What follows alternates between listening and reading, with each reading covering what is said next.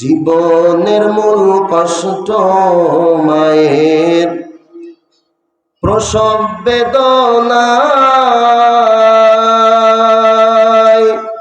সাত আসমান সাত জমিন তখন মায়েরই মাথায়। জীবনের মূল কষ্ট মায়ের প্রসব বেদনায়, সাত আসমান সাত জমিন তখন মায়েরই মাথায়। সেই মায়ের কেমনে আজি,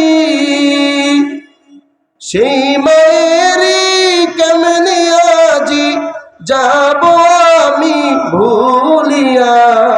ও আমার প্রাণের মা, মা গো মা, কোথায় গেলা মোরে ছাড়িয়া।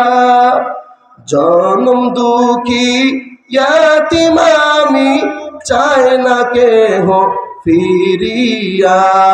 জনম দুঃখী ইয়াতীম আমি, কেউ না ফিরে তাকাইয়া।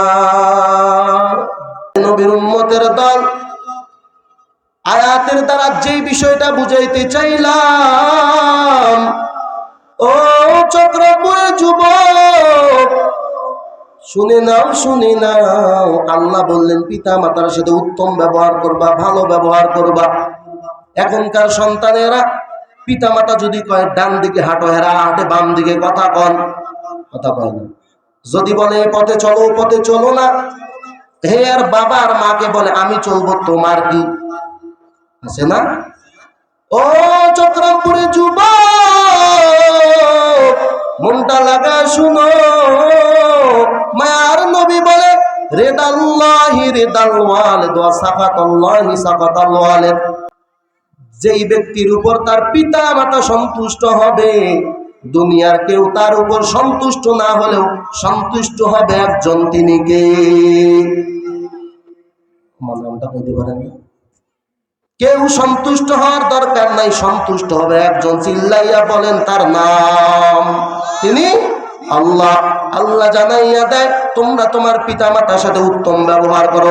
আল্লাহ পরে আয়াতে জানাইয়া দেয় ওয়ালা তাকুল্লাহুমা উফফি ওয়ালা তানহারহুমা ওয়া কুল্লাহুমা কওলান কারীমা। জোরে বলেন আল্লাহু আকবার। আল্লাহ তাআলা জানাইয়া দেয় ওই পিতা মাতা যখন বৃদ্ধ হয়ে যায়, তখন ওই পিতা মাতার সাথে এমন ব্যবহারে কথা বলবা না, এমন আচরণ করবা না, তাদের কথার বিরোধিতা করবা না। কোন সন্তান যদি কোনো পিতা মাতার সাথে খারাপ ব্যবহার করে, দুর্ব্যবহার করে, আর ওই পিতা মাতা যদি উফ অথবা আহ শব্দ ওই সন্তানের নামে উচ্চারণ করে, আল্লাহ তাআলা বলেন ওর ধ্বংস দুনিয়ায় অনিবার্য। বর্তমান সমাজে এমন কুলাঙ্গার মার্কা সন্তান আছে না নাই? আছে না নাই? এই জন্য আমি বলে দিতে চাই, যেহেতু আল্লাহ তাআলা বললেন পিতা মাতার সাথে সৎ ব্যবহার করার লাগবে, যুবক ভাই আপনারা যারা আছেন পিতা মাতার সাথে সৎ ব্যবহার করবেন, উত্তম ভাষায় কথা বলবেন। সামান্য 1 মাস 2 মাস 3 মাসের সম্পর্ক গার্লফ্রেন্ডের সাথে যদি আমি তুমি কি করো, কি খাও, তোমার জন্য আমার খাওয়া বন্ধ, তুমি যদি না খাও আমি খাবো না, এমন কোন যুবক আসনি? পিতা মাতাকে বলছো বাবা তোমার অসুস্থতার কারণে তোমার মুখে রুচি নাই, আমি সন্তান তোমার না খাওয়ার জন্য আমি সন্তানও আজকের দিনে রোজা রাখলাম। আছে? অথচ গার্লফ্রেন্ড হ্যাঁ চুপ করে খায়, হেও চুপ করে খায়, আর ফোনে কয় তুমি খাও না আমি খাই না, তোমার যেই অবস্থা আমারও সেই অবস্থা, দুইজনে বীর খাওয়া দাওয়া করে। আছে না নাই?